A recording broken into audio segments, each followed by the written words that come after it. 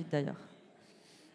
Bonjour, bonjour à tous et à toutes et bienvenue à cette conférence consacrée à l'étude sur l'impact social, sociétal et économique du sport. C'est donc le grand jour aujourd'hui, la restitution enfin de cette étude dont les travaux ont duré 1 an. Et qu'on va vous présenter évidemment et qu'on remettra officiellement cet après-midi à l'issue de cette matinée à Madame la ministre des Sports, Marie Barsac, qui nous rejoindra au cours de la matinée.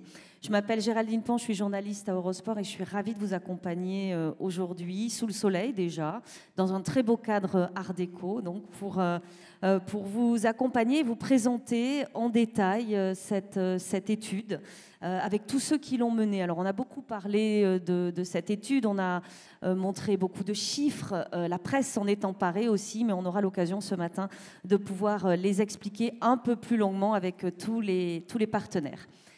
Cette étude, elle a été commanditée par l'Observatoire des métiers du sport qui réunit l'ensemble des partenaires sociaux de la branche sport et elle a été réalisée par le cabinet Pluricité et le CDES avec le soutien de l'AFDAS. Ils viendront tous s'exprimer ici ce matin pour parler de cette étude. Et c'est la première étude de ce genre, première étude de ce type à fournir une analyse structurée et étayée des dimensions multiples du sport.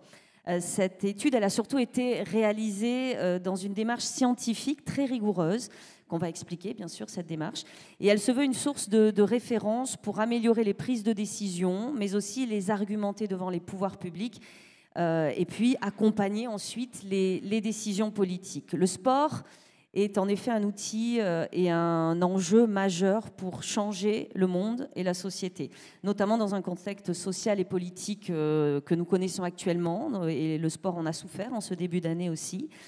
Bien plus qu'une activité ou qu'un simple divertissement, le sport se révèle être un formidable outil, levier d'insertion professionnelle, de santé publique, de bien-être physique ou mental, ou encore de réussite éducative ou de cohésion sociale.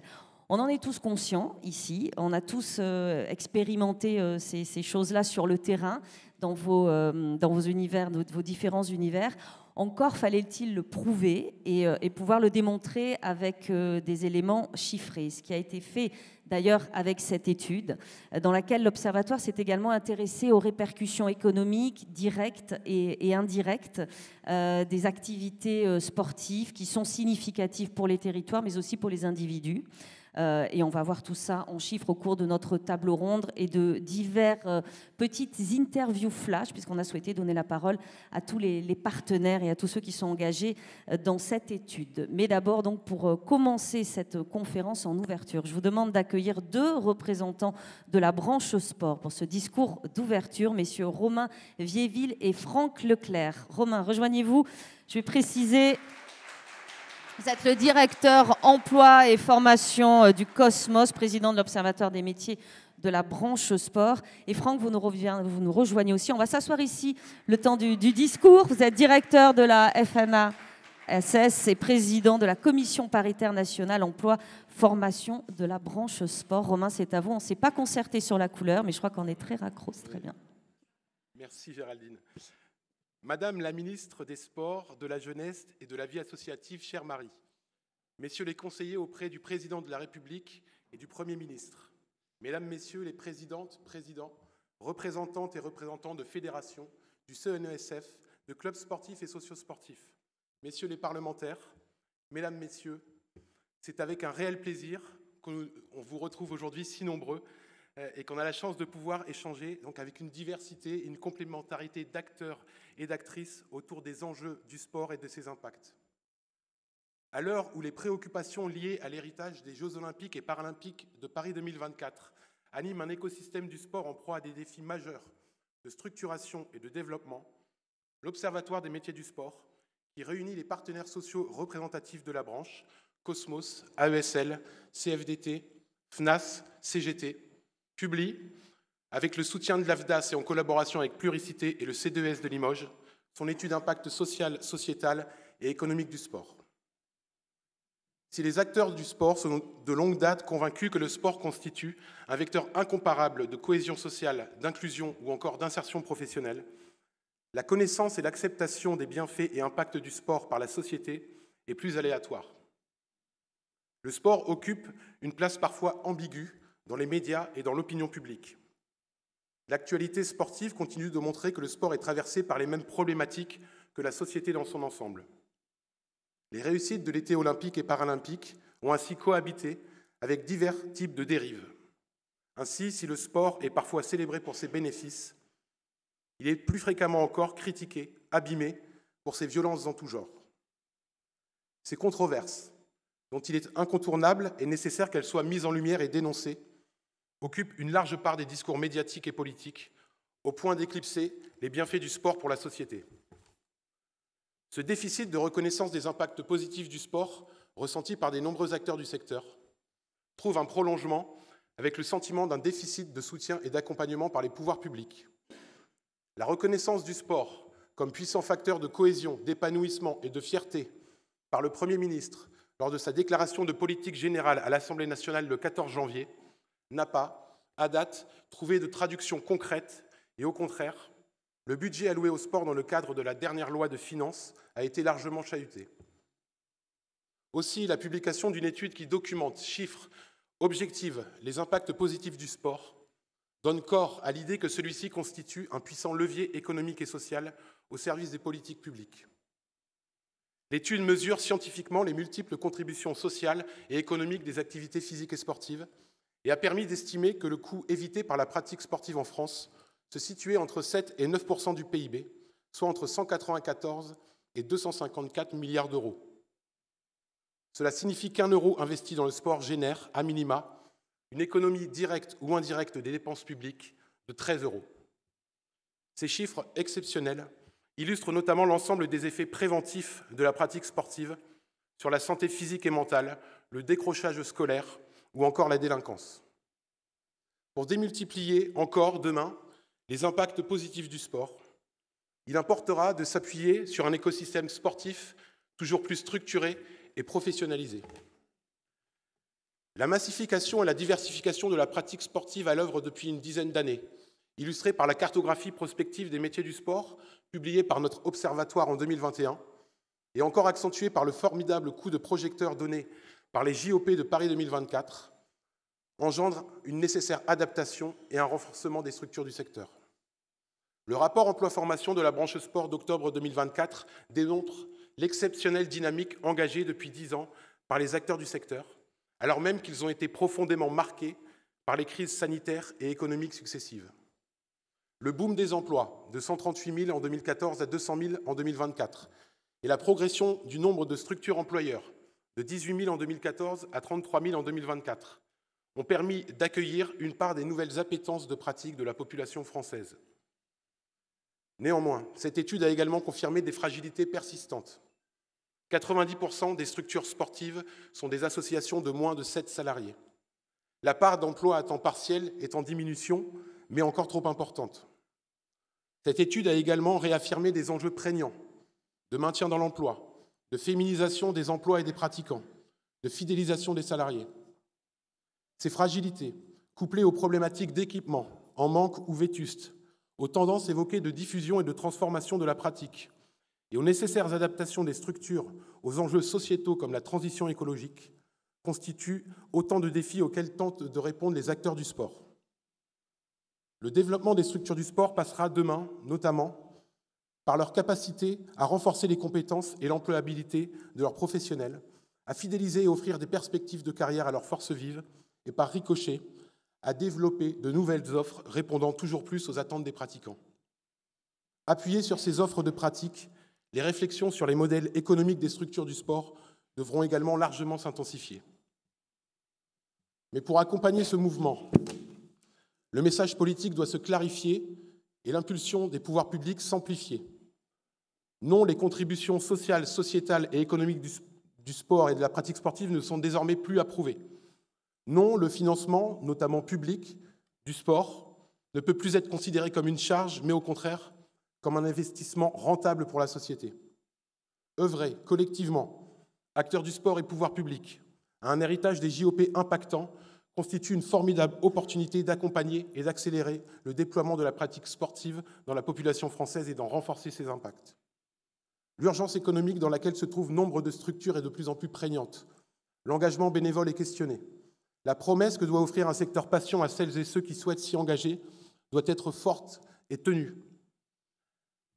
Alors, la dynamique enclenchée avant les Jeux ne doit pas s'arrêter, elle ne peut pas s'arrêter. Les éléments signifiants mis en lumière dans notre étude doivent permettre d'alimenter le débat. Nous tous, actrices et acteurs du sport, devrons porter ensemble le message. Nous tous, actrices et acteurs du sport, devrons le marteler. Nous savons la connaissance fine et particulièrement aiguisée de Madame la Ministre sur les enjeux de notre secteur. Nous connaissons son engagement sans faille auprès de l'ensemble des actrices et des acteurs qui le font vivre.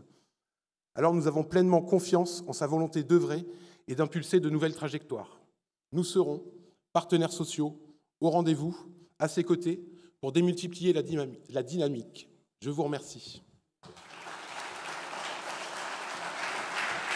Merci beaucoup, Romain. Je vais demander au directeur de la FNAS maintenant de rejoindre le pupitre. Vous pouvez vous asseoir là. Oui. C'est à vous, monsieur.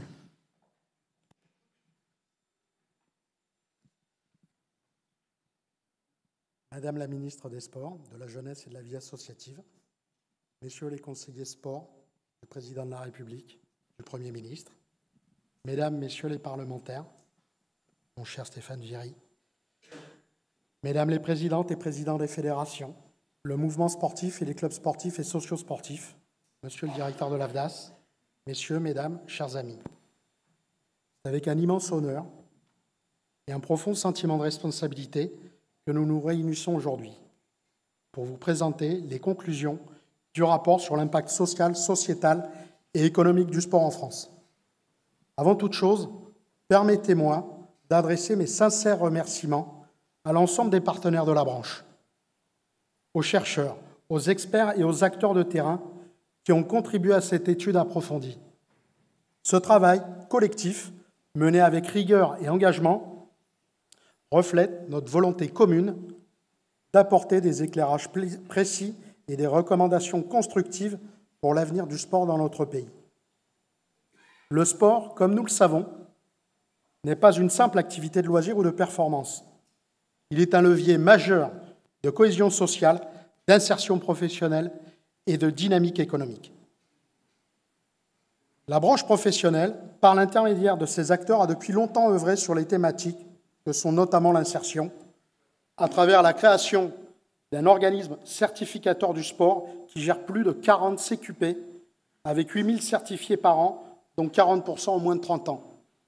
Je profite de ce moment pour remercier les salariés de cet OCS qui nous permettent d'être réellement au service du sport et de l'employabilité dans notre branche, qui est un élément important. La mise en place d'une politique d'abondement CPF qu'on a pu conclure avec la Caisse des dépôts et consignations sur un public non salarié éloigné de l'emploi pour leur permettre d'obtenir des formations et notamment dans des emplois souvent dénommés comme étant en tension. Cette possibilité nous a été offerte et les acteurs de la branche l'ont saisie, toujours dans cette volonté d'insertion qui est un élément fort de notre politique commune. Au quotidien, un travail minutieux avec notre OPCO, l'AFDAS, nous permet et va nous permettre de créer des appuis conseils d'insertion au profit des employeurs de la branche. D'une part, pour accompagner les employeurs dans l'accompagnement de ce nouveau type de salariés, et d'autre part, pour permettre aux structures qui souhaitent agir dans les démarches de cette insertion. L'insertion est une thématique, mais nous en avons d'autres, évidemment. L'inclusion, la cohésion sociale, la santé. Ces différentes thématiques se sont accompagnées de création de certificats complémentaires professionnels. Par rapport à l'inclusion, accompagner un projet sportif individualisé en parasport adapté, afin de permettre aux individus de mieux connaître les publics et d'adapter l'accueil. Dans la cohésion sociale, la création de cette certification nommée « Mobiliser les activités socio-sportives comme outil d'insertion pour les publics en situation de vulnérabilité » sont des éléments qui démontrent cette volonté toujours d'agir, mais d'agir dans un axe avec une majorité de partenaires, avec une volonté de rassembler, avec une volonté d'emmener. Nous savons, nous les partenaires sociaux, que seuls nous avons une capacité d'engagement, mais comme ça a été évoqué précédemment par le président de l'OMS, Romain ici présent, sans vous, sans l'entièreté des différents acteurs, que ce soit les acteurs de terrain ou les pouvoirs publics, notre politique sera totalement minimisée. Évidemment, l'un des derniers thèmes qu'on ne peut pas oublier à partir du moment où l'on parle de sport, la santé. La santé est un sujet qui est traité de manière très sérieuse au sein même de la branchée à travers ces différentes commissions que peuvent être la prévoyance, la commission santé, mais encore une fois, création d'un certificat complémentaire, libellé encadrement des activités physico-sportives pour un public atteint d'affections de longue durée ou de maladies chroniques. Ce rapport met en lumière des tendances fortes et des enjeux stratégiques. Une croissance spectaculaire du nombre de structures employeuses dans la branche du sport, passant de 16 000 en 2011 à 33 000 en 2023, une augmentation significative des emplois salariés atteignant les 200 000 en 2023, un secteur attractif avec 50 000 recrutements en 2021, mais confronté à un défi majeur, la fidélisation de nos talents. Au-delà de ces chiffres, ce rapport souligne également l'impact considérable du sport sur notre société. Il est un moteur d'inclusion et de cohésion sociale. Le sport est un outil puissant pour favoriser l'insertion des populations marginalisées et renforcer des liens intergénérationnels. Il est un levier de santé publique. Il contribue à la prévention des maladies chroniques et à l'amélioration du bien-être mental, tout en réduisant les comportements à risque, notamment chez les jeunes. Il est un catalyseur de la transformation économique, avec des retombées significatives sur l'événementiel, le tourisme, le développement local. Le sport représente un véritable moteur pour notre économie. Face à ces constats, le rapport propose des recommandations essentielles. Mieux intégrer le sport dans les politiques publiques afin d'en maximiser les bénéfices pour la société. Renforcer les dispositifs de soutien aux structures sportives pour garantir leur pérennité et leur accessibilité, valoriser davantage les métiers du sport pour attirer et fidéliser les talents dans ce secteur clé. Ces éléments témoignent de la nécessité d'une action concertée pour soutenir et structurer le sport comme un véritable pilier du développement social et économique de notre nation. Madame la ministre, la remise de ce rapport est une opportunité unique pour engager une réflexion collective et envisager des actions communes. Nous avons la conviction que le sport doit être pleinement reconnu et soutenu à la hauteur de son rôle fondamental dans notre société. Nous ne doutons pas de votre écoute et de votre engagement pour que les enseignements de ce rapport nourrissent les politiques publiques en faveur du sport, de ses acteurs et de ses pratiquants. Merci à tous de votre présence, de votre implication. Place à l'échange et à la discussion. Merci Franck Leclerc. Alors, attends, je vous laisse rejoindre votre place tous les deux. Je fais juste une petite précision pour la personne qui sera assise là. On m'a précisé qu'il y avait une petite trappe ici et de ne pas marcher dessus, sinon on tombait, ce qui serait un petit peu dommage pour la suite des échanges quand même. Avant notre table ronde, j'aimerais qu'on écoute deux autres représentants de l'Observatoire, puisqu'on vous a dit que c'était important et ça nous semblait important évidemment de pouvoir donner la parole à tous les protagonistes de cette étude. Je vous demande donc d'accueillir maintenant pour quelques interviews flash, 3 minutes maximum, Pierre Moureau, représentant de la branche sport au titre du collège salarié. Vous mettez là, vous prenez le risque, attention, voilà. Et Thierry Doll, mais asseyez-vous là, messieurs, on va discuter ensemble. Et Thierry Doll pour l'AESL branche sport, donc au titre du collège employeur. Merci à tous les deux d'être avec nous. Alors je dis 3 minutes maxi, petite interview flash. Je dis pas ça par rapport à votre feuille, j'ai vu qu'elle était assez courte, la vôtre un peu plus longue. C'est juste que les fauteuils sont extrêmement confortables et on a tendance à rester un petit peu bien assis comme ça. Alors voilà, je précise. C'est bon, ça marche. Alors, je vais commencer avec vous, Pierre Mauroux. On a quelques minutes quand même pour que vous me parliez de votre point de vue. Pourquoi déjà une telle démarche et quelles étaient les attentes des partenaires sociaux concernant cette étude et son contenu? La démarche, d'abord. Oui, nous, les partenaires sociaux, nous avons voulu cette étude parce que... Montez un petit peu le micro. Nous avons voulu cette étude, c'est mieux. Cette étude parce que nous avions une intuition, et que tous ici partageaient nécessairement, que le sport était porteur d'énormément de bienfaits. Et du coup, avec les partenaires sociaux, et j'en profite pour remercier mon camarade Mohamed Azouz, vice-président de l'OMS, puisqu'il s'est beaucoup impliqué sur cette étude, enfin sur le projet d'étude. On s'est donc retourné vers nos partenaires qui sont le CDES et Pluricité, et avec cette conscience que incrémenter des chiffres, c'était toujours délicat, c'est-à-dire on les met et sans nécessairement obtenir beaucoup de sens. Et donc, nous avons émis l'idée de faire une étude à 360 degrés qui se voulait apporter une réelle robustesse aux données et nous permettre d'avoir des données en béton sur les différents secteurs et domaines où les bienfaits du sport étaient supposés.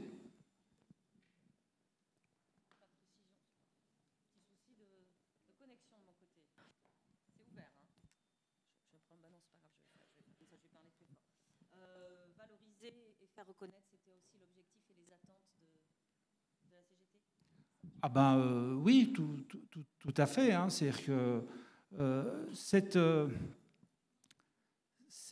cette étude, pour nous, elle est nécessaire pour permettre, au fond, à tous les décideurs du sport, à toutes les échelles, territoriales, nationales, de pouvoir, fort des chiffres qui sont donnés, au fond, fomenter des politiques publiques. Et je vois ici un paquet de décideurs pour qui, je suis certain, cette étude va être précieuse.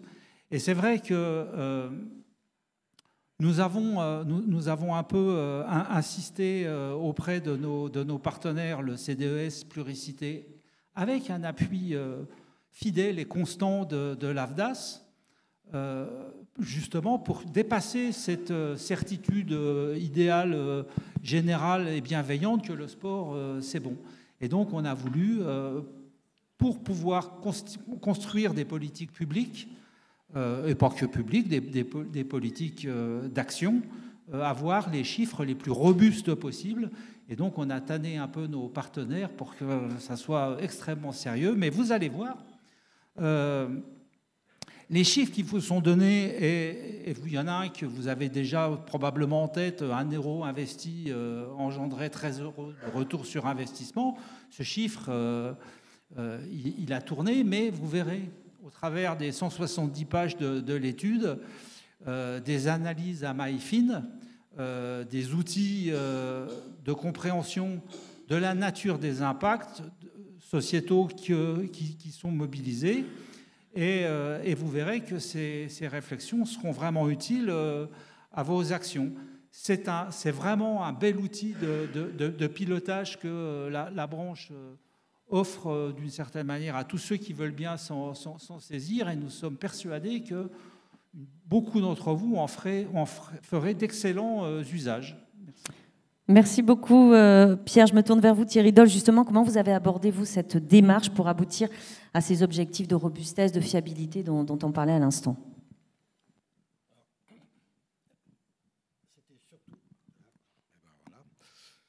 C'était surtout de vouloir transformer nos intuitions en certitudes. C'était également de pouvoir consolider ces certitudes et ensuite faire valoriser et faire connaître l'impact social et économique du sport à tout l'écosystème, mais également aux politiques. Donc on est parti d'abord d'une intuition, Et ensuite, on a voulu consolider tout ça grâce à nos partenaires qui se sont menés à cette étude, c'est-à-dire ils ont été cités, l'AFDAS en premier qui nous a aidés, mais également le CDES et puis le Pluricité qui nous ont accompagnés dans cette démarche.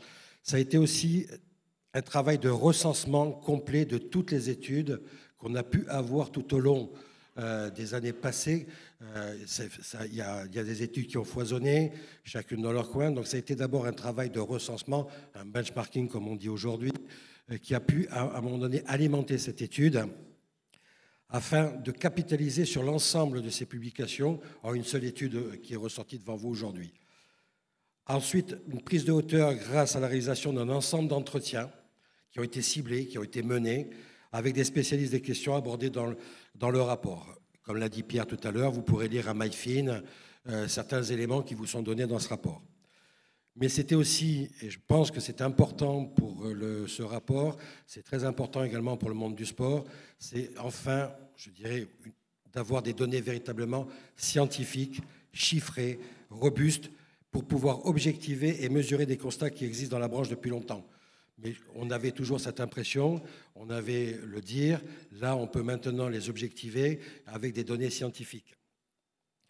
Et on a alimenté une démarche de plaidoyer de la branche auprès des pouvoirs publics. Ce rapport sert à ça, on l'a dit, Romain, Franck et Pierre viennent de le dire, c'est-à-dire qu'on a besoin aussi que les pouvoirs publics s'emparent de ces données pour bien comprendre les bienfaits du sport.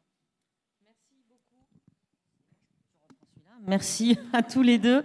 Je vous laisse rejoindre la salle pour la suite de cette conférence et des tables rondes. Bon, il y a visiblement un petit souci de micro. On va essayer de faire avec un ou deux. On va voir comment on s'en sort, mais ça devrait aller. On enchaîne donc avec notre table ronde sur la présentation de cette étude. Que dit-elle? Comment a-t-elle été menée? Quels sont les chiffres clés? On en a donné un, mais il y en a beaucoup d'autres, évidemment. Je vous demande d'accueillir Thierry De Joncker, directeur associé et fondateur du cabinet Pluricité, Pierre Grousson, directeur associé de la filiale sport du cabinet Pluricité, et Jean-Jacques Gouguet, professeur émérite à l'Université de Limoges et chercheur au CDES, dont vous assurez également la direction scientifique des études économiques. Prenez place, messieurs, et prenez les micros ou parlez très fort. J'imagine que vous ayez une voix qui porte. Merci d'être avec nous. On est ensemble pour, on va dire, une grosse demi-heure. Madame la ministre, on ne devrait pas tarder. On lui remettra évidemment cette étude officiellement juste après. Je vais commencer avec vous, Thibault. Bon, il y a ce chiffre qui a beaucoup fait parler. Il est ressorti dans la presse très régulièrement. 1 euro investi dans le sport représente une économie directe ou indirecte des dépenses publiques de 13 euros. Qu'est-ce qui signifie ce chiffre exactement et comment vous y êtes parvenu? Bonjour Géraldine. Alors je vais un peu expliquer ce chiffre, mais avant je vais vous raconter une petite anecdote. On était en plein travaux avec les amis Pierre, Jean-Jacques, Christophe, Marie, les collègues sur les travaux. Ça faisait 1 an qu'on travaillait sur ce rapport, sur cette démarche, pilotée par un observatoire très exigeant. Et qui nous challengeait, qui poussait la recherche, etc. Donc, on était en plein dedans. C'était un tout petit peu avant Noël, donc il y a 4 mois. Et j'ai 3 jeunes ados à qui parfois je raconte ce que c'est que l'impact, l'évaluation de politique publique. Ils me regardent souvent un peu l'utilité sociale du sport. Enfin, ils sont handballeurs, ils comprennent un peu le sujet, mais voilà, il y a pas de, ça percute pas. Enfin, je les emmène pas très loin. Aucune relation fait qu'ils fassent du handball, hein. Pardon ? Soyez pas discriminants, aucune relation sur le fait qu'ils fassent du handball, on est d'accord. Et donc je leur dis, ça y est, là on aboutit notre étude, et je leur dis, vous voyez, si on investit 1 euro dans le sport, on évite de dépenser 13 euros. Le plus jeune, 14 ans, Sam, me regarde, me dit, bon ok, je crois avoir compris. C'est comme si, bon voilà, c'est Noël, je suis hyper sage, t'as remarqué, je débarrasse le lave-vaisselle, tout ça, je suis vraiment un gars sympa. Et dans ce cas-là, ça veut dire que, comme je suis sage, tu vas me dire, voilà, tu as évité un cadeau que j'aimerais pas. Voilà, je t'offrirai pas, et puis on verra l'année prochaine. Donc je l'ai regardé, je me suis dit, bon, a priori, il n'a pas bien compris ce que c'était le coût évité. Et puis je me suis aussi dit, a priori, c'est pas la force de démonstration, elle n'est pas au top, quoi. Le second, qui est un peu plus scientifique, m'a regardé et puis il m'a dit autre chose. Non, je crois que j'ai compris. j'ai compris le truc. Tiens, papa, tu me prends mes 3 euros là, je fais 100 pompes, demain tu me donnes 39 euros. Ok. Et là, je me suis dit, lui, il est prêt pour poser des amendements pour le budget des sports. En tout cas, ça, c'est intéressant. Jean-Marie. C'est intéressant et c'est une autre vision. Il a peut-être compris quelque chose d'autre. Et donc, on a pu commencer à réfléchir sur, effectivement, qu'est-ce que c'est quoi ce coût évité, c'est quoi de dire qu'1 euro qu'on dépenserait pour le sport, ça évite, à terme, de payer 13 euros, de dépenser 13 euros qu'on ne dépensera pas puisqu'on a payé 7 euros pour le sport. Et de se dire, effectivement, ce n'est pas une arnaque, ce n'est pas de la crypto-monnaie, ce n'est pas une promesse de gourou, c'est juste un calcul effectivement scientifique, et je vais vous l'expliquer comment on l'a trouvé. Donc on générerait, en dépensant 1 euro sur le sport, autour de 13 euros d'économie de dépenses publiques. Voilà. Donc on savait déjà que courir fait du bien, et bien maintenant on sait aussi que potentiellement, sur du court terme, ça allège les finances publiques. Voilà. Donc c'est bien ça le chiffre clé au-delà des 170 pages, c'est tout à fait exact du rapport, c'est bien le chiffre clé qui ressort de notre étude. Voilà, donc derrière, il y a une apparente simplicité, en fait, il y a une réalité qui est bien plus structurée, bien plus stratégique, et c'est celle du coût évité. Alors, en 2 mots, c'est quoi? Aujourd'hui, quand on parle dépenses publiques, on ne jure que par l'efficience. On dit, pour 1 euro dépensé, est-ce que ça, vous savez, le fameux JPE, la justification du premier euro, c'est qu'est-ce que ça rapporte, qu'est-ce que ça crée comme impact, et on rapporte l'impact au coût, à la dépense publique. Là, l'idée, c'était de fonctionner différemment et de creuser un scénario contrefactuel. C'était de dire, eh bien, on va se transposer dans un monde irréel qui est celui du scénario qui n'arrive pas. C'est comme si on n'avait pas fait de sport, comme si on n'avait pas fait de dépenses publiques du sport, et on va voir comment ça fonctionne. Voilà. Donc, on ne travaille plus à l'aune de ce que coûte la dépense, on travaille à l'aune de ce qu'elle évite de coûter. Et c'est là que c'était intéressant, parce qu'on le savait, on avait des intuitions, on avait pas mal d'éléments académiques sur le fait que l'efficacité du sport, c'est d'agir en amont, c'est de prévenir, c'est de soulager, c'est de corriger. Et donc, on a travaillé là-dessus, en se disant, le coût évité, ce n'est pas un outil magique, mais dans notre monde d'image, dans notre monde de rapidité, dans notre monde où il y a besoin de messages clairs et courts, eh bien, souvent, il n'y a que ce qui compte qui est réellement compté. Donc, on a construit une comparaison entre 2 mondes, le monde réel avec l'intervention sur le sport, sur l'activité physique et sportive plus exactement, et puis un monde hypothétique sans cette intervention. Et puis on a travaillé, parce qu'on a reçu pas mal de challenges, de critiques sur la méthode, etc., sur quelle discipline on avait utilisé, quelle méthode de calcul, etc. On a utilisé les 4 méthodes de calcul du coût évité, l'estimation forfaitaire, le contrefactuel déclaré, c'est quand on dit à un bénéficiaire, à ton avis, il serait passé quoi si tu n'avais pas fait du sport tous les jours pendant, etc., etc. On a regardé les études avec des groupes de comparaison, le fameux groupe témoin, et puis on a utilisé l'analyse économétrique pour isoler les effets du sport avec ses vertus recherchées. Donc on a mobilisé toutes les études qui avaient utilisé ces 4 systèmes de calcul du coût évité, l'estimation forfaitaire, le contrefactuel déclaré, l'analyse économétrique et les groupes de comparaison. Une fois qu'on a fait ça, eh bien, on a appliqué sur ce qu'on pouvait chiffrer, donc il en manque évidemment, avec des résultats relativement clairs. Romain le disait tout à l'heure, entre 190 et 250 milliards d'euros par an économisés. J'ai été faire quelques recherches, c'est 3 fois le budget de l'éducation nationale, c'est 25 fois le montant 25 années de montant de RSA, et on pourrait faire des allégations. Aussi, il y a un chiffre que je trouve intéressant, 190 milliards d'euros, c'est le remboursement de l'emprunt de la dette française, dont on dit qu'elle est absolument phénoménale. Donc là, on a un chiffre effectivement assez clé. Vous remarquerez qu'à chaque fois, on utilise plutôt la fourchette basse, par prudence. Et elle signifie quoi? Elle signifie à la fois des économies directes, donc moins de soins médicaux, moins d'hospitalisation, moins de prescriptions coûteuses, moins de versements d'allocations chômage, moins de dispositifs de lutte de décrochage scolaire, moins de dispositifs de lutte contre la délinquance. Ça, c'est l'immédiat. Et puis il y a le moyen terme, ou l'effet indirect, induit, comme on appelle, c'est les effets plus diffus, comme des individus en meilleure santé, avec plus de productivité, moins d'absentéisme en entreprise, plus de stabilité dans l'emploi, plus de fiscalité, et donc plus de dépenses publiques. Voilà. Donc ce chiffre de 13 €, 1 € égale 13 € évités, c'est une moyenne consolidée, issue de thématiques explorées très diverses. La santé, l'emploi, l'éducation, la cohésion sociale, sécurité. Évidemment, on n'a pas chiffré ce qu'on ne pouvait pas chiffrer, mais c'est un chiffre fondé sur des simulations, des hypothèses prudentes, mais qui sont parfaitement robustes. Je finis par dire qu'au-delà de ce chiffre, il y a une démonstration sur le qualitatif que Jean-Jacques et Pierre vont faire, et qui démontre que les chiffres disent beaucoup, mais les chiffres ne disent pas tout, et le sport, c'est évidemment aussi ce que l'on ne comptera jamais, mais ce qui compte profondément. Voilà. Merci beaucoup. Avant de parler du qualitatif, peut-être un mot sur Pierre, Jean-Jacques, sur la méthode. Comment vous avez pu aborder le travail qu'on attendait de vous? Je ne sais pas lequel de vous commencer. Pierre?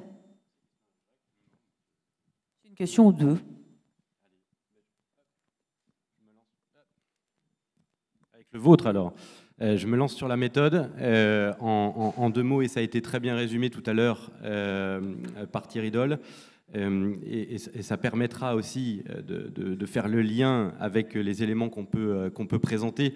Aujourd'hui, d'une certaine façon, on est un peu les messagers des preuves ou des éléments qui ont été indiqués dans cette étude et qui sont indiqués dans cette étude, peut-être à l'exception de ce qui a été rapporté par Thibault, qui vraiment résulte d'une production qu'on a pu réaliser à l'appui des divers éléments qu'on a réunis. Mais c'est vrai que le travail qui a été le nôtre, ça a été de nous emparer d'un ensemble de travaux universitaires, de bureaux d'études, de sondages, etc., qui portent sur toute une palette de sujets. Tout à l'heure, l'expression 360 degrés a été évoquée, et d'essayer de rassembler ça dans un seul et même document. Parce que voilà, c'est pas facile de lire des dizaines, voire des centaines de documents sur différents sujets, tous plus précis et spécialisés les uns que les autres. Donc ça a été vraiment notre effort, notre travail et quelque part notre valeur ajoutée, non pas de produire de la donnée, mais de nous emparer de données existantes et de les ramasser dans un seul et même document qu'on vous invite évidemment à parcourir.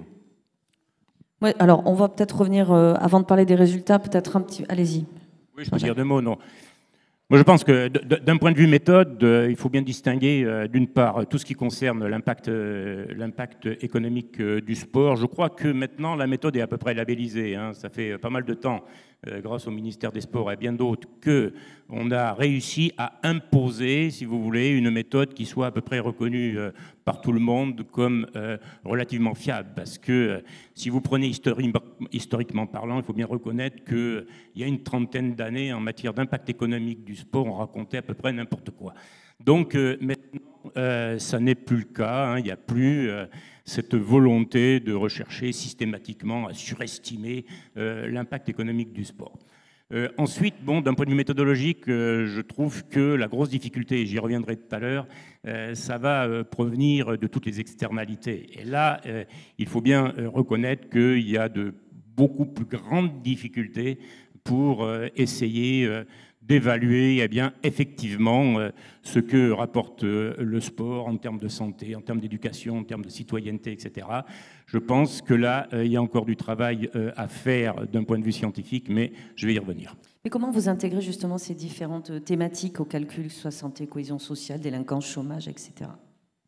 Ça, comment on l'inclut, c'est toute la problématique, encore une fois, de comment on va mesurer ces externalités. Il y a deux solutions. Soit il y a des solutions monétaires, donc alors c'est celles qui sont les plus prisées, je dirais, par les politiques, par les élus, par les décideurs, parce que la monnaie, ça parle. Quand vous dites qu'effectivement, bon, eh bien, faire du sport, ça vous permet des utilités sociales, éviter de X milliards d'euros, eh bien, c'est quelque chose qui est relativement convaincant.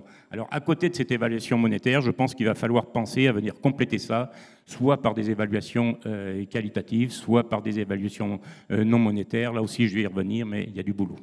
Jean-Jacques, le rapport met en évidence l'impact du sport, notamment sur le plan territorial.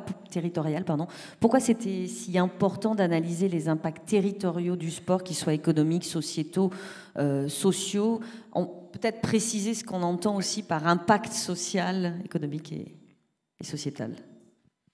Oui, alors là, pour moi, l'impact territorial est effectivement une question majeure qui est présente en permanence tout au long de notre document. Pourquoi? Parce que quand on parle d'impact, il faut toujours définir impact sur quoi et impact sur qui. Impact sur quoi? Donc, on l'a vu, sur la santé, sur l'éducation, sur la citoyenneté, etc.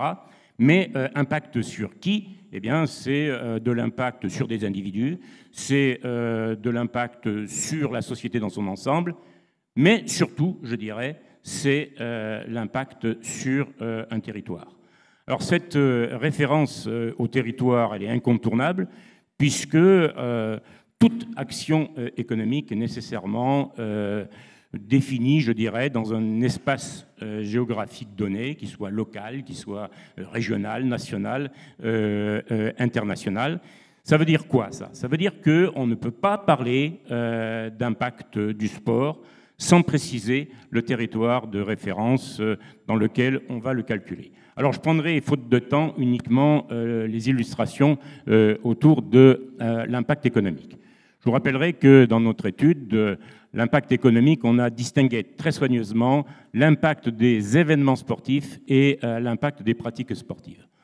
En ce qui concerne l'accueil d'événements sportifs, on voit bien que la littérature académique est complètement surdominée par l'impact économique des grands événements sur des grands territoires.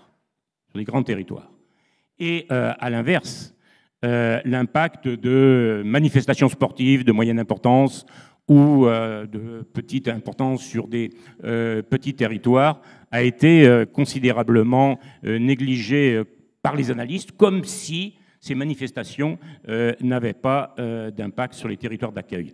Il n'y en a rien de plus faux. C'est-à-dire que, vous le savez tous, hein, vous avez des milliers de manifestations sportives qui sont organisées tous les ans en France, dans des champs très divers. Cyclisme, VTT, triathlon, biathlon, canoë-kayak, voile, courses d'orientation, équitation, enfin bon, etc. Il est bien évident que toutes ces manifestations ont un impact tout à fait considérable. Et voilà pourquoi, moi, je pense que les collectivités locales devraient nous commanditer de telles études d'impact, les intégrer dans un calendrier annuel, voire une planification d'ensemble, pour les intégrer dans un schéma de développement régional. Et personnellement, je serais très curieux, vraiment très curieux, de connaître le montant cumulé de l'impact de ces milliers de manifestations sportives organisées. Je pense qu'on aurait des surprises. Maintenant, en ce qui concerne l'impact territorial des pratiques sportives, il repose essentiellement sur la valorisation d'aménités naturelles ou patrimoniales des territoires. Donc là, il s'agit d'attirer des pratiquants extérieurs au territoire qui vont venir dépenser de façon interne et ensuite, par un process très classique de multiplicateur de dépenses, eh bien, vous aurez une création nette d'emplois et de revenus. Alors, je ferai une place particulière aux sports de nature. Les sports de nature sont une belle illustration de l'opportunité qu'ils peuvent apporter, en particulier à des zones territoriales défavorisées, en difficulté. C'est le cas de zones rurales, par exemple, qui ont perdu une partie de leur base économique traditionnelle, autour, par exemple, de l'agriculture, autour de la petite industrie, autour de l'artisanat, autour de l'administration publique.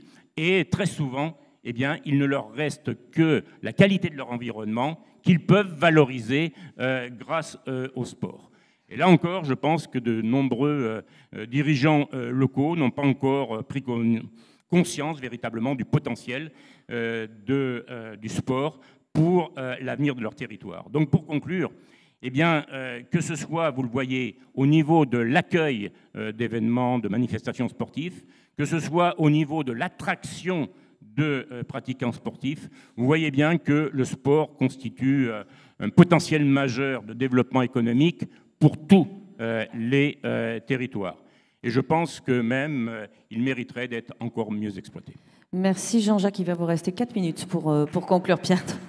Mais alors, je dis 4 minutes parce qu'en fait, on a laissé une séance de questions-réponses pour la salle. Vous avez donc l'occasion de poser vos questions via le QR code qui va normalement s'afficher, qui s'est affiché derrière moi. On va retenir 3-4 questions. Salomé me les partagera et vous pourrez donc poser des questions à nos intervenants. Pierre, une dernière question. Bon, on va venir plus spécifiquement aux résultats maintenant de cette étude. C'est quoi ces principaux enseignements en ce qui concerne cet impact économique, social et sociétal? Bon, j'ai l'habitude de prendre les passes qu'on me fait. Celle-là, elle est pas mal quand même. 170 pages, 4 minutes. Allez, 5, 6. Oui, non, en 4 minutes, j'ai l'impression d'avoir une mêlée de Néo-Zélandais devant moi, là. Et j'ai le ballon. Ce que je me suis dit, dans tous les cas, je vais essayer de vous donner de lire, de vous donner envie de lire ces travaux, et peut-être les nôtres, évidemment, mais aussi tous ceux qu'on a utilisés. Pourquoi lire ces travaux qu'on a utilisés? Parce que c'est dans ceux-là, évidemment, que vous trouverez les démonstrations en maille fine. Je vais reprendre une expression qui a été utilisée. Et pour ma part, effectivement, je vais essayer de vous donner à grands traits le dessin de ce qu'on a pu produire, vous en donner des illustrations en évitant de faire un peu la récitation des impacts, mais en vous donnant peut-être la chronique, façon chronique littéraire un peu de ces éléments-là. Et vous donner des éléments qui reprennent à la fois ce qu'on a abordé du point de vue de l'impact éco, de l'insertion professionnelle, des sujets qui sont relatifs à la santé, à l'éducation, à la cohésion sociale. Sur l'entrée économique, très clairement, il faut aimer les chiffres. S'il y a des littéraires parmi vous, c'est peut-être pas la partie que vous préférez. Il y a des chiffres qui parlent du poids de la filière, de ses emplois, de l'impact de ces grands événements sportifs. Je crois qu'il y en a eu un il n'y a pas très longtemps dans notre pays. Et puis aussi d'un pilier invisible. C'est pas une histoire de mettre un peu de suspense, mais quand même. Sur le poids de la filière, beaucoup de choses ont déjà été dites, y compris sur le coût évité. Simplement, on peut se mettre ça en tête. Les chiffres, c'est aussi assez efficace quand on a 30 secondes dans un ascenseur pour faire passer des idées. C'est 2,6% du PIB français, le sport, 68 milliards d'euros. Et si on regarde du côté des emplois, on est, ça a été dit tout à l'heure par Franck Leclerc, sur, en 2023, 200 000 personnes qui ont travaillé dans le sport en France. Et j'ai ce chiffre qui m'est resté en tête en préparant.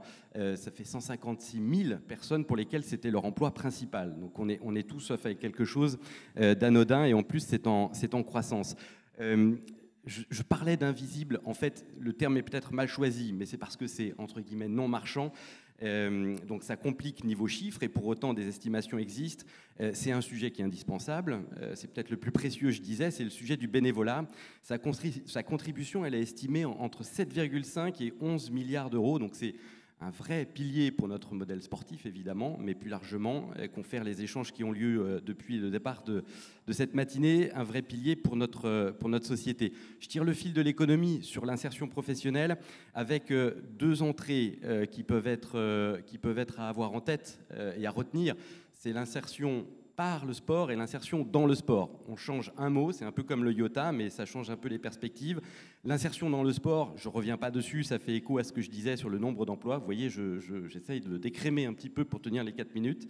Et on a des possibilités de carrière, des débouchés sur des métiers assez divers, assez riches, qui n'ont pas forcément de lien direct avec le sport. On peut travailler dans la santé et travailler dans notre secteur du sport. Et puis d'autre part, l'insertion par le sport, où là, on est vraiment sur un rôle qui va sur le rang des bénéfices sociaux, en s'intéressant à des publics qui sont des publics vulnérables, qui sont des publics éloignés des règles du marché du travail, en travaillant sur le repérage, en travaillant sur la remobilisation, en travaillant sur le développement de compétences transversales, en travaillant sur la mise en réseau avec le monde économique, donc des sujets qui sont intéressants. Derrière, c'est des parcours de vie, c'est des trajectoires professionnelles qui sont directement impactées. Je ne m'étends pas sur les programmes et les dispositifs que ça peut concerner. Ça doit vous donner encore plus envie d'aller lire les travaux dont on fait écho. Plus étonnant quand même, celle-là, je trouve qu'elle est pas mal. Ça peut nous inspirer. Je ne sais pas s'il y a des gens brillants et ambitieux dans la salle, mais j'imagine qu'il y en a quelques-uns. A priori, si on mentionne une activité physique et sportive dans son CV, on a plus de chances d'être retenu en entretien. Alors, comment ça a été... Là, confère les travaux de démonstration, ça vaudrait en gros un équivalent d'1,5 année d'expérience professionnelle dans le CV. S'il y en a parmi vous qui cherchent d'autres défis, ça peut être intéressant de l'intégrer. Évidemment, au-delà de la blague et surtout par rapport à cette entrée insertion par le sport, ce qui est vraiment important d'avoir en tête, c'est que le sport ne suffit pas. Je pense qu'au sein de cette salle, vous l'avez en tête, mais il faut bien le répéter. Ça ne fait pas tout seul, le sport. Il y a des conditions à cela. Il agit avec des conditions, à condition d'être intégré dans des dispositifs structurés, avec des accompagnateurs formés, etc., des cadres clairs. Sur la santé, il y a déjà des choses qui ont été dites tout à l'heure, précieuses par Franck Leclerc. Si j'osais, je pourrais résumer ça en disant que le sport, c'est un médicament préventif et curatif, mais ce n'est pas tout à fait comme ça qu'on a lu les choses dans les travaux. Mais ça a été dit, prévention des maladies chroniques, traitement non médicamenteux efficace, donc des choses vraiment intéressantes. Ça peut retarder l'entrée dans la dépendance, donc on a des effets qui sont aussi sur la santé mentale et des éléments de coût évité qu'on a trouvés aussi, ou d'inactivité physique d'ailleurs, puisque selon un rapport de France Stratégie, c'est ça en tête, le coût social de l'inactivité physique en France, ce serait 140 milliards d'euros par an. Donc c'est pas banal, et voilà, c'est des éléments qui ont été rapportés. J'en termine avec une entrée réussite éducative et puis une entrée cohésion sociale, où là je ferai plus peut-être de la récitation, mais c'est pour aussi vous donner envie d'aller sur ces sujets-là. Sur la réussite éducative, alors c'est pas sans controverse et sans limite, ça a été dit tout à l'heure par Romain Viéville dans les propos d'introduction, mais on peut regarder ça sous l'angle du développement cognitif, des performances scolaires, du climat scolaire, du meilleur équilibre émotionnel aussi des enfants qui ont une activité physique et sportive. Donc ces éléments-là sont extrêmement intéressants. Et du point de vue de la cohésion sociale, évidemment également, qu'on parle de la construction d'un sentiment d'appartenance, de la construction d'un engagement civique, de la construction d'un lien social également. D'aucuns parlent du sport comme du 3e lieu éducatif de France, après la famille et l'école. On a vu dans des travaux que c'était aussi le 3e lieu de lien social, le 3e foyer social, entre guillemets, de France, sur la base d'études. Donc après les cafés-restaurants et les associations d'un point de vue plus général, parce qu'évidemment, des associations, il n'y en a pas que dans le milieu sportif. Donc des éléments intéressants. Et évidemment, le sport intervient sur des sujets territoires vulnérables, publics vulnérables, comme le mentionnait Jean-Jacques avant. Donc simplement 2 choses sur lesquelles on voudrait bien que vous repartiez, vos 2 jambes. Effectivement, en portant sur une jambe l'idée que le sport peut avoir l'ensemble de ses bénéfices, et l'autre jambe, c'est celle que j'évoquais tout à l'heure pour la dimension insertion pro, c'est que ça ne marche pas tout seul. C'est pas le sport qui va résoudre tous les problèmes, mais là où il est bien accompagné, en général, il améliore à peu près presque tout. Parfait, merci Pierre. Non, mais vous pouvez prendre un petit verre d'eau, on vous a pressé. C'est vrai que c'est très court, 20 minutes de table ronde. pour un rapport de 170 pages, mais c'est Romain qui a été très long dans son introduction. C'est pour ça, voilà, on a perdu 3-4 minutes, vous vous plaindrez à Romain.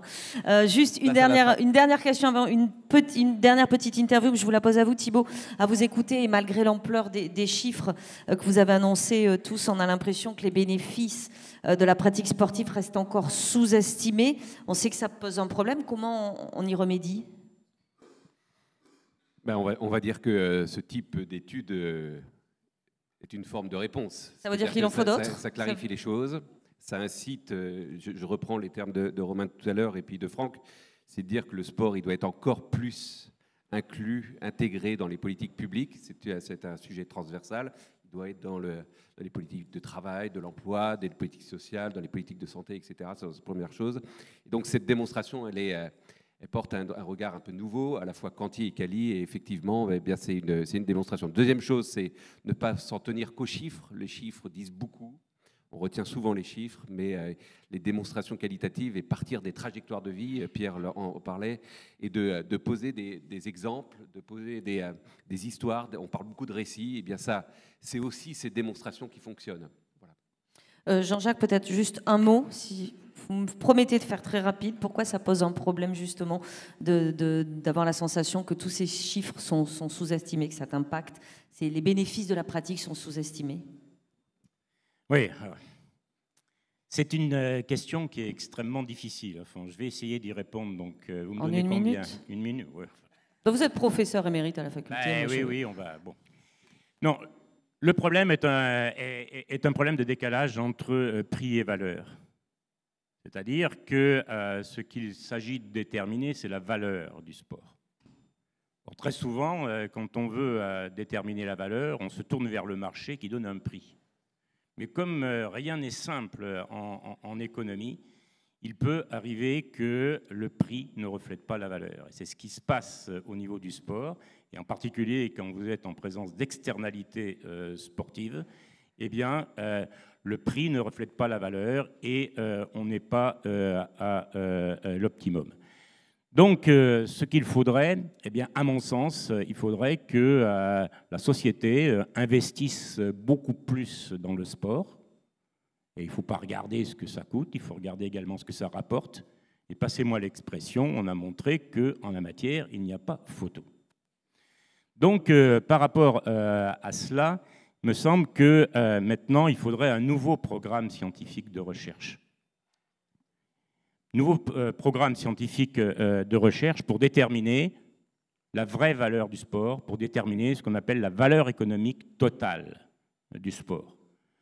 Parce que si vous voulez rémunérer les fonctions sociales du sport, il va falloir des études scientifiques crédibles qui permettent de justifier la chose. Et jusqu'alors, on ne les a pas encore totalement. Donc, on a besoin, je dirais, d'internaliser les effets externes. Ça peut prendre de multiples formes entre des subventions, des exemptions fiscales, de l'emploi aidé, etc.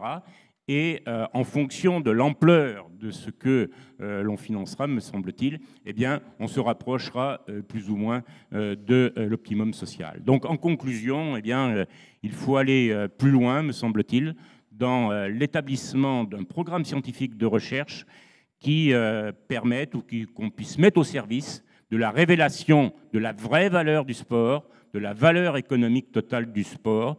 C'est un beau chantier qui s'offre à nous pour les années à venir. Voilà. Merci beaucoup à tous les trois. On avait quelques questions, il y en a plusieurs. Donc pour des questions de timing, on va répondre à une seule question. Je vais vous donner la parole, Pierre, justement sur cette question-là. Mais vous pouvez évidemment retrouver à l'issue de cette conférence, autour du cocktail, nos prestataires nos intervenants qui pourront répondre à vos questions. Alors la question c'est la suivante, concernant les 194 à 254 milliards d'euros évités grâce à la pratique sportive, ou économisés on va dire, l'étude précise-t-elle la répartition de ce coût économisé par sujet, santé, chômage, etc. C'est mon tour de faire une passe à l'économiste. Oui, la réponse est oui. La réponse ne suffit pas. On a 6 grands sujets pour lesquels on a été en capacité d'estimer, de mesurer ce coût évité à partir de simulations croisées. Et donc, on a une première grande dimension, c'est la santé. C'est le plus grand coût évité parmi les différentes thématiques traitées. Après, largement, dans les répartitions. Pierre mentionnait, on s'est beaucoup appuyé sur 2 études, une étude de l'INGEP et une étude de France Stratégie, qui parlent de 140 milliards d'euros à éviter par an grâce à la pratique sportive. Donc on a pu partir de ces simulations et appliquer à partir du coût évité d'une hospitalisation, de la morbidité, etc., et puis multiplier par un pourcentage d'occurrence, la chance que ça arrive si jamais on ne fait pas de sport. Voilà, c'est le grand sujet. Donc ça, c'est la première grande patate. Et puis après, il y a d'autres patates. Il y a le décrochage scolaire, il y a l'insertion professionnelle, il y a le gain de productivité aussi, il y a l'absentéisme. Et donc, on a pu mesurer ces 6 éléments-là. Et donc, les 7 à 9% de PIB de coûts évités, eh bien, ils se désagrègent autour de ces 6 dimensions qu'on a pu mesurer. Il y a bien d'autres dimensions. Je parlais du bien-être. On pourrait évoquer plein d'autres choses, la santé mentale, qui est parfois beaucoup plus difficile à chiffrer, mais qu'on n'a pas intégré dans cette dimension d'étude. Et de toute façon, on n'aurait pas le temps d'en parler aujourd'hui. Il y a 170 pages à lire. Je vous encourage à les lire pour avoir toutes ces informations. Merci beaucoup à tous les 3. On va maintenant poursuivre avec d'autres interviews. Je vous laisse rejoindre votre place. Et nous, on va accueillir maintenant pour suivre cette matinée, les 2 derniers intervenants donc, de cet observatoire pour avoir aussi leurs sentiments sur cette étude. J'appelle à me rejoindre Marie Guillonnet-Ruscassi et Thierry Teboul. Donc, Marie, vous êtes représentante de la branche sport au titre du collège salarié CFDT. Merci d'être avec nous. Et Thierry Teboul, vous êtes directeur général de l'AFDAS. Merci de votre présence. Prenez un micro, on espère qu'il marche. Normalement, ces 2 avaient l'air de fonctionner. Je commence avec vous, Marie. Comment votre branche compte-t-elle s'emparer justement des résultats des conclusions de cette étude? Alors, pour les partenaires sociaux, cette étude, elle représente un travail crucial, non seulement pour valider, mais aussi pour renforcer toutes les actions stratégiques qui ont été déployées depuis plusieurs années, que ce soit sur des domaines comme l'insertion sociale, l'inclusion ou même la promotion de la santé. Et ces domaines sont au cœur de la politique formation que nous menons depuis quelques années. En particulier, et Franck en a parlé tout à l'heure, elle apportera une nouvelle légitimité des actions de formation, de certification avec les CQP et les TFP de branche ou encore les certificats complémentaires et les divers accompagnements au niveau des salariés et des employeurs qui sont proposés. Cette étude, elle doit servir de véritable outil de plaidoyer permettant de sensibiliser et convaincre la société de l'importance stratégique de la branche du sport. Elle doit montrer l'impact tangible des acteurs sportifs, tant au niveau social qu'au niveau économique, et aussi conforter la place du sport comme levier essentiel pour répondre aux défis sociétaux. Un autre volet fondamental de l'exploitation de cette étude, c'est d'encourager son appropriation par les pouvoirs publics.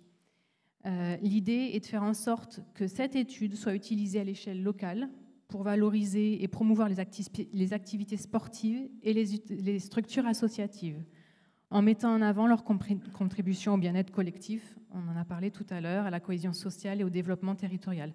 Par exemple, la branche a été sollicitée auprès du Césaire Bretagne pour encourager un diagnostic de l'impact de la vie associative régionale. Et ça, c'est un modèle d'action qui devrait être dupliqué dans l'ensemble des territoires.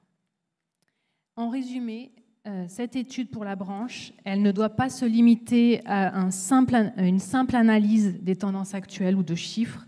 Elle doit devenir un moteur de changement en renforçant les politiques publiques, en soutenant l'action des acteurs du sport et en convainquant les décideurs de l'importance stratégique du sport dans la construction d'une société plus inclusive, plus saine et plus solidaire. Merci Marie.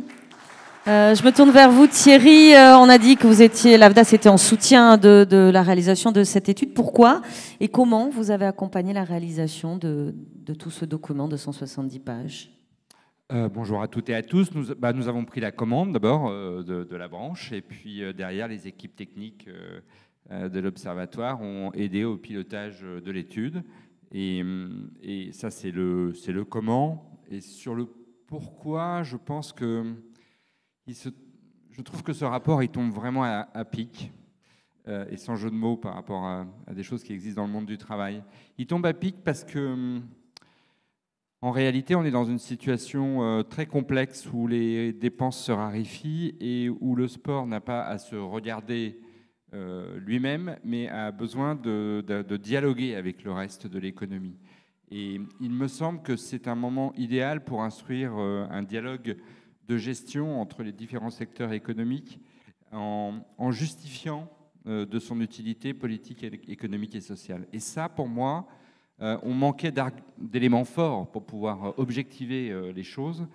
On l'avait dans la culture, par exemple. On savait que la culture, c'était environ 2,5% du PIB.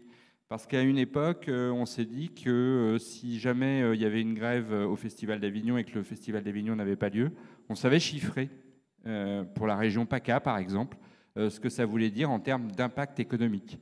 Et c'est vrai qu'on ne l'avait pas spécialement pour le sport. J'entends qu'il y a encore des progrès à faire en termes d'objectivation, mais maintenant j'ai quand même le sentiment qu'on a des choses à raconter. D'ailleurs, 2,5 plus 2,5, ça fait 5%. On est même capable de construire un discours politique, des éléments de langage politique là-dessus. Moi, je disais à une ministre souvent qui me disait « Ah là là, vous allez encore me parler de la culture et du sport », et je lui disais « Ben oui, mais je vous en parle parce qu'en plus, vous avez intérêt politiquement à le regarder. Nous sommes sur des industries, si vous me permettez l'expression, non délocalisables, par exemple. Et quand vous mettez 1 euro dans le sport ou dans la culture, d'ailleurs, vous mettez 1 euro sur le territoire français dont vous êtes à peu près sûr qu'il va y rester. Et ça, c'est des choses qu'on n'avait pas. Et moi qui dépense beaucoup d'énergie à aller chercher des fonds, au moment où ils se raréfient, il va falloir que je sois capable d'expliquer qu'on n'est pas moins intéressant que l'hôtellerie-restauration, pas moins intéressant que d'autres secteurs d'activité. Je ne suis pas là pour les pointer du doigt, hein. Je suis là pour dire que, attention, ça vaut le coup de mettre 1 euro. Alors maintenant, la ministre en question, qui était ministre du Travail et qui est devenue première ministre, comme ça vous l'avez repéré, elle va m'entendre dire « Ah non, non, vous n'allez pas m'expliquer que la culture, c'est 3 fois le secteur de l'automobile. » Et moi, je vais pouvoir lui dire maintenant, mais non seulement la culture, c'est 3 fois l'automobile, mais le sport aussi. Voilà. Merci beaucoup Thierry. Je vous laisse rejoindre l'ASSA parce qu'il est l'heure maintenant de remettre officiellement cette étude à Madame la ministre des Sports. Chère Marie, venez nous rejoindre sur scène et avec vous Romain et Franck. Revenez s'il vous plaît tous les deux, président de l'Observatoire des métiers du sport, président de la commission paritaire nationale emploi-formation, qui vont donc officiellement remettre cette étude. Et je précise que l'étude sera à retrouver via le QR code que vous pourrez retrouver ici, qui est inséré dans la présentation qu'on vous passera, et puis à retrouver aussi sur le site de tous nos partenaires sociaux. Et je vous laisse la parole. On va la reprendre 30 secondes. Madame la ministre, chère Marie, merci beaucoup d'abord de nous faire l'honneur d'être présente ici. Et on souhaitait, au nom de l'ensemble des partenaires sociaux, des prestataires de l'AFDAS, vous remettre symboliquement cette étude dont on pense qu'elle est majeure pour tout ce qui a été exposé auparavant. Donc un grand merci. Et donc voilà le texte et le document de l'étude.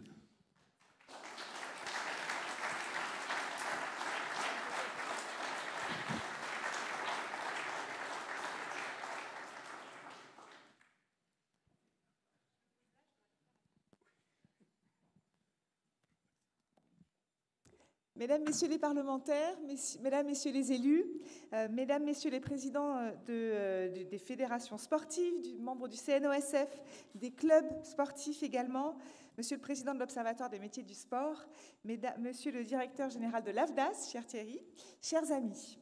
Alors, je veux d'abord remercier, évidemment, je veux vous remercier pour votre invitation pour la conclusion de cette conférence sur un sujet qui, vous le savez, me tient particulièrement à cœur, l'impact et le rôle du sport dans notre société. C'est le combat de toute ma carrière dans le sport.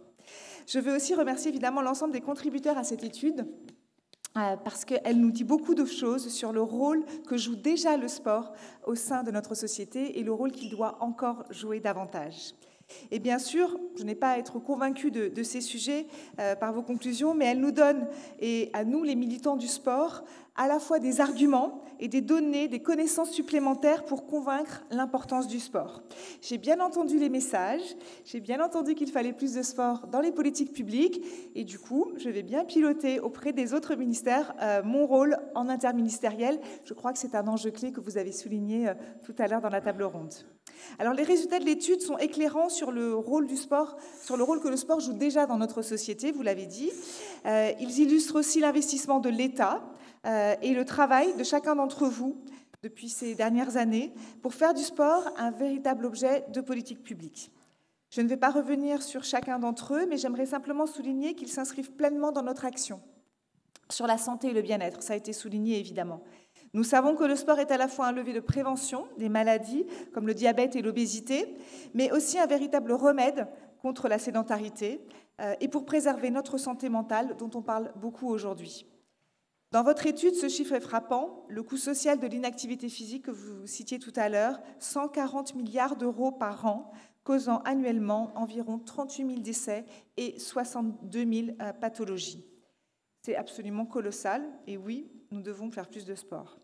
Sur la réussite éducative aussi, se sentir bien grâce au sport, c'est aussi mieux réussir partout ailleurs et surtout dans son parcours scolaire. Quand on lit votre étude, la participation du sport scolaire augmente les résultats aux tests en lecture, en mathématiques, en sciences, entre 24 et 36% pour les élèves au collège. C'est colossal là aussi. Et on se dit qu'on a tout intérêt à davantage proposer d'activités physiques et sportives dans nos écoles. C'était d'ailleurs le meilleur argument que j'avais utilisé à l'époque pour convaincre Jean-Michel Blanquer de lancer l'expérimentation des 30 minutes d'activité physique et sportive à l'école qui était en place déjà en Finlande, qui était par ailleurs le premier au classement PISA. Ça avait fait mouche, nous avions pu lancer l'expérimentation. Ensuite, autre domaine, l'économie et l'insertion professionnelle. Le secteur du sport et nos événements sportifs, ça a aussi été souligné, représentent de nombreuses opportunités, aussi bien macroéconomiques qu'au niveau individuel, et on l'a vu aussi peut-être territorial, micro-territorial, cher Jean-Jacques. Nous l'avons vu avec les Jeux de Paris 2024, dont on sait qu'ils ont rapporté 7,5 milliards d'euros aujourd'hui. Rien qu'en Île-de-France, ce sont aussi 30 000 demandeurs d'emploi qui ont été recrutés et qui sont toujours en emploi aujourd'hui. Marc Guillaume, le préfet de la région Île-de-France, l'a annoncé cette semaine. Le sujet de la cohésion sociale aussi. Le mouvement sportif, c'est le premier réseau associatif du pays, vous le savez tous dans cette salle, et cela apparaît dans votre étude. Le travail des bénévoles du secteur sportif associatif représente près de 300 millions d'heures, soit environ un quart du travail des bénévoles dans le secteur associatif dans notre pays. Partout sur le territoire, les bénévoles de tous horizons se rencontrent et s'organisent pour un même objectif, mettre le plus grand nombre de nos concitoyens au sport. Et c'est exactement la même chose avec nos événements sportifs. Ils rassemblent des personnes qui ne seraient sans doute jamais croisées dans leur vie respective pour qu'ils partagent ensemble leurs passions et leurs émotions. Là aussi, nous avons vu avec les Jeux de Paris 2024, mais aussi avec la Coupe du monde de rugby en 2023, ce pouvoir formidable qu'ont ces grands événements sportifs pour notre pays. C'est aussi pour toutes ces raisons et toutes ces conclusions que représente votre étude que j'ai souhaité être à cette place au sein du ministère des Sports quand j'ai eu l'occasion de répondre à la proposition qui m'a été faite.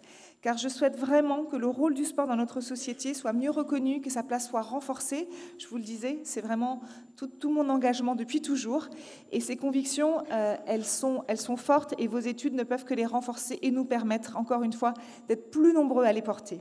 Sur le sport santé, récemment, j'ai reçu le rapport Delandre, porté par un docteur, un rapport qui avait été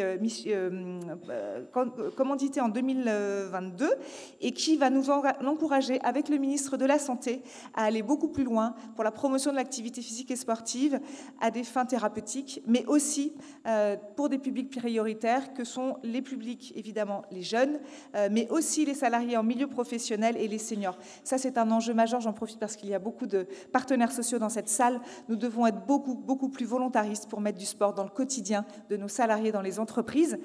Nous savons quels sont les gains. Il faut vraiment que collectivement, on passe à l'échelle.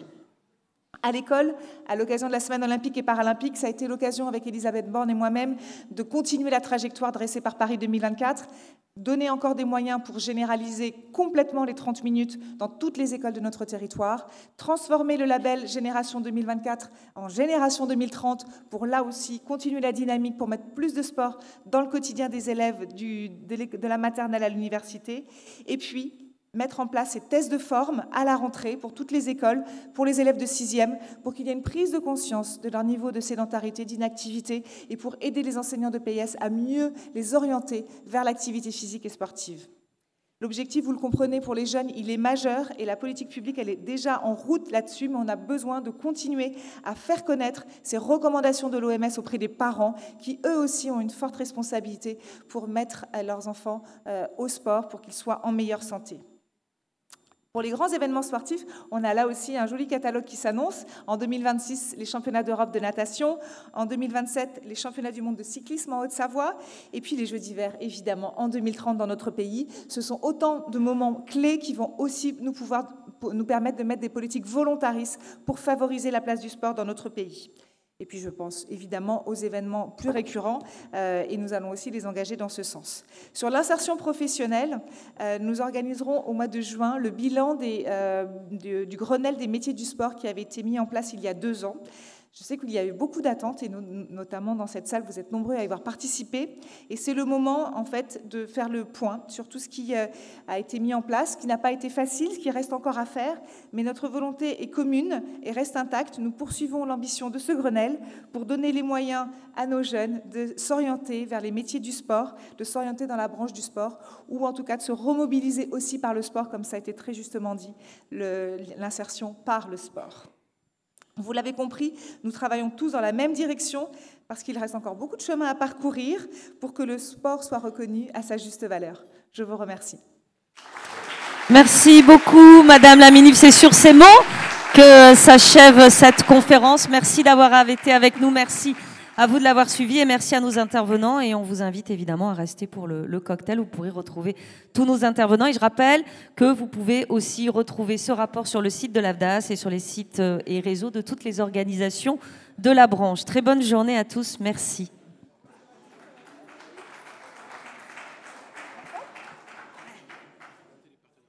Alors, il reste un petit moment photo. Bon, mettez-vous là, ça sera plus joli. Je vais demander à tous les partenaires sociaux de la branche de monter pour la photo avec Madame la Ministre, s'il vous plaît.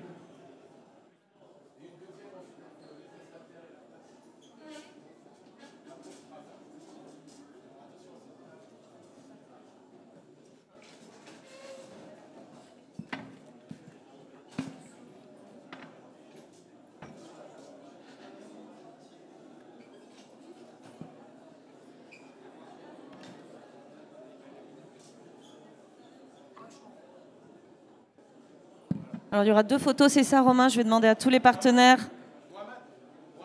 Vous êtes... de nous rejoindre pour la photo, s'il vous plaît.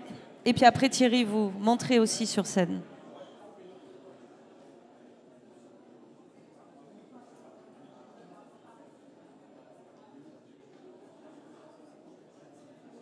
Tous les partenaires sont là, Romain?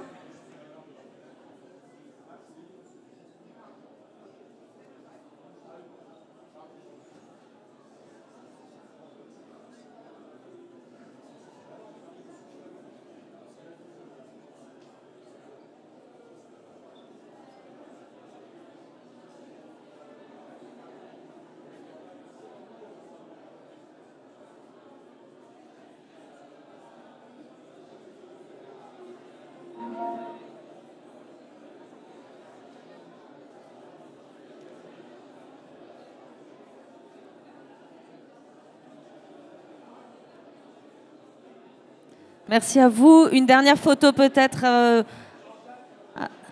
avec les... Voilà. Et Thierry, vous montez également.